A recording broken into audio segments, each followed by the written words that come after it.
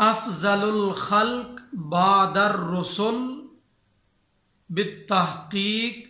سیدنا ابو بکر صدیق رضی اللہ تعالی عنہ کو اللہ نے یہ شان عطا کی، میرے محبوب مصطفیٰ صلی اللہ علیہ وسلم نے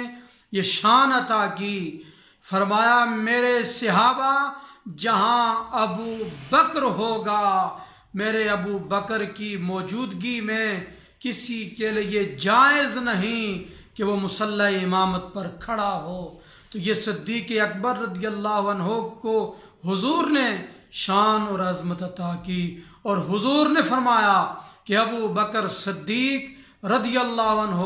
یہ وہ عظیم میرا غلام اور میرا صحابی ہے کہ میں نے سارے لوگوں کا جن کا مجھ پر احسان تھا اتار دیا، واحد ابو بکر صدیق ہے کہ جس کے اتنے احسانات ہیں جن کی ادائیگی دنیا میں نہیں آخرت میں ہوگی۔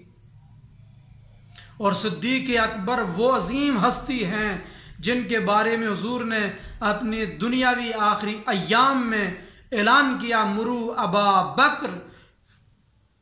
کہ ابو بکر کو میرا حکم سنا دو کہ لوگوں کو نماز پڑھا دے۔ تو یہ حضور کے سامنے مشورہ رکھا گیا، یا رسول اللہ وہ رقیق القلب ہیں، آپ عمر بن خطاب رضی اللہ تعالیٰ عنہ کو حکم دیں کہ وہ لوگوں کو نماز پڑھائیں۔ تو حضور نے فرمایا مرو ابا بکر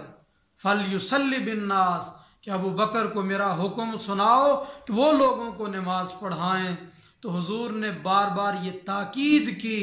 کہ مصلی امامت کا مستحق ابو بکر ہے،